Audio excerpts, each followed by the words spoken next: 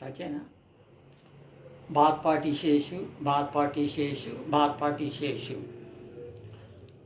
భారతదేశంలో ఉన్న 130 కోట్ల ప్రజలకి, భారతీయ పౌరులకి, ఆల్ సిటిజన్స్ ఆఫ్ ఇండియా అందరికీ కూడా, రాజకీయ నాయకులకి, అలాగే సంఘాల వారికి అందరికీ కూడా పేరు పేరున అనంత కోటి నమస్కారాలు చేస్తూ, పాదాభివందనాలు చేస్తూ, ముఖ్యంగా ఈ రోజున భారతదేశంలో మహిళల చేత కూడా తాగిస్తున్నారు.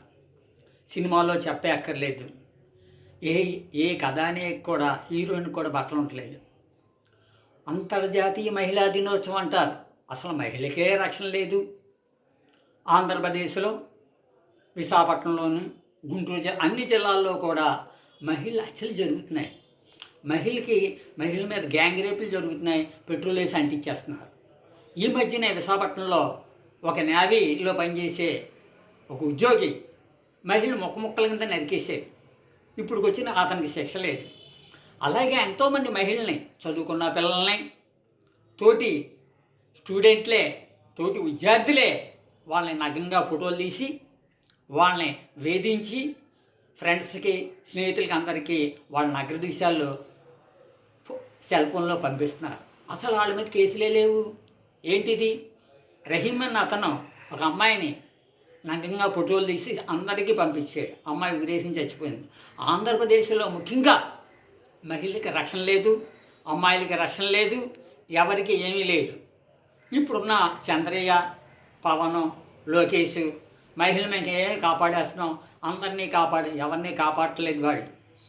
వాళ్ళ ఆశలు కాపాడుకోవటానికి, ఎవరో చంద్రయ్య, పవనో, జగనో వాళ్ళ ఆశలు కాపాడుకోవటానికి మోదీకి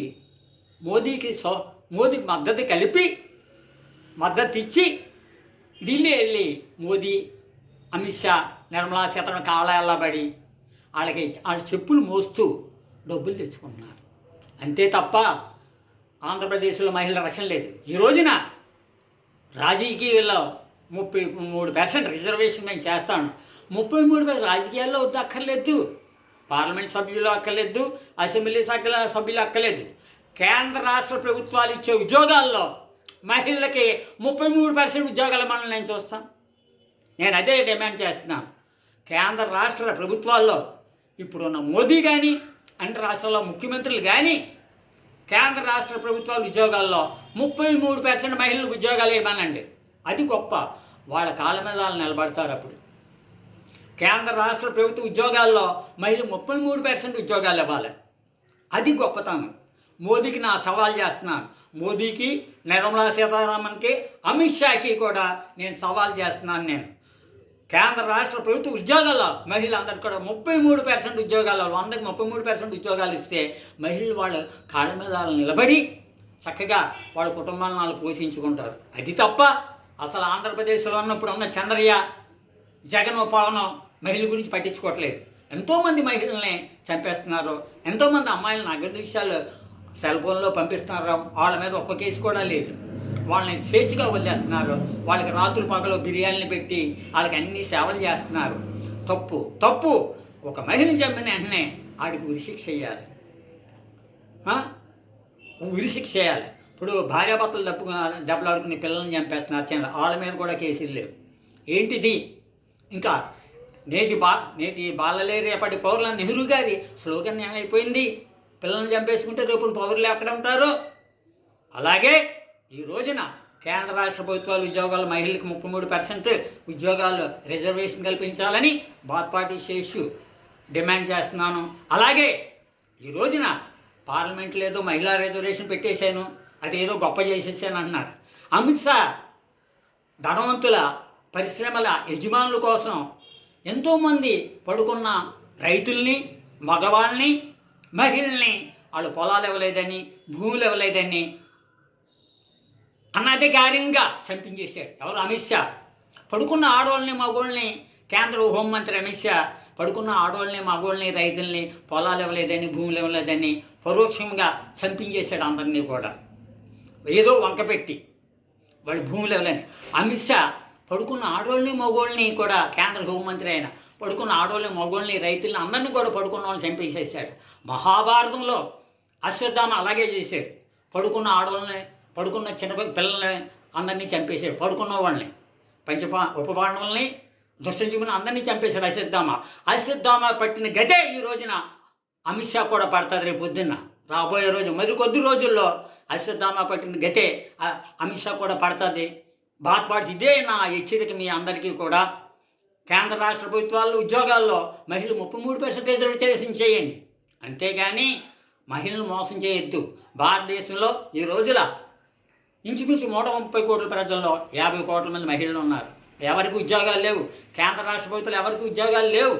ఏదో చెప్తున్నారు మహిళా సంక్షేమం, ఏదో బెల్లం ముక్క చెనబొప్పు పెడితే సరిపోదు. ఉద్యోగాలు ఇవ్వండి. రైల్వే డిపార్ట్మెంట్లో ఉద్యోగాలు లేదు. రైల్వే డిపార్ట్మెంట్ 50% టాటా వాళ్ళకి అమ్మేశారు. ఈ రోజున ఆంధ్రప్రదేశ్లో 7 గోదావరిలు ఉన్నాయి, కృష్ణానదులు ఉన్నాయి. టాటా వాళ్ళు నీళ్లు కూడా అమ్ముకుంటున్నారు ఈ రోజున 20 రూపాయల బాటిల్కి. టాటా వాళ్ళు మంచినీళ్ళు కూడా మనం తయారు చేసుకోలేము ఆంధ్రప్రదేశ్లో. టాటా వాళ్ళు మంచినీళ్ళు తాగాల. అలాగే విశాఖ ఉక్కు బ్యాటరీ అమ్మేశారు. అలాగే ఇండియన్ ఎయిర్లైన్స్ అమ్మేశారు. ఇప్పుడు రైల్వే సంస్థ కూడా పూర్తిగా టాటా వాళ్ళకి తాకట్టు పెట్టాడు. ఏంటిది ఇదంతానే? ఎక్కడ ఉద్యోగాలు వేస్తారు వీళ్ళు? మహిళా రిజర్వేషన్ పెట్టేసిన రాజకీయాలు అంటున్నారు. తప్పు. మహిళలు మోసం చేస్తున్నాడు మోదీజీ. రాబోయే రోజుల్లో మోదీజీ, అమిత్ షా కూడా ఈ ప్రజల చేత ఈ ప్రజల్లోనే తిరుగుబాటు వస్తుంది. ప్రపంచంలో ఉన్న అందరూ కూడా అంటున్నారు మోదీజీని. ఎవరు కూడా పొగట్లేదు. వీళ్ళు అనుకుంటున్నారు మోదీజీ గొప్ప నాయకుడని. నాయకుడేం కాదు ఆయన. అన్నీ అమ్ముకుంటున్నాడు. భారతీయ ప్రభుత్వ రంగ సంస్థలు అన్నీ కూడా అమ్మేస్తున్నాడు.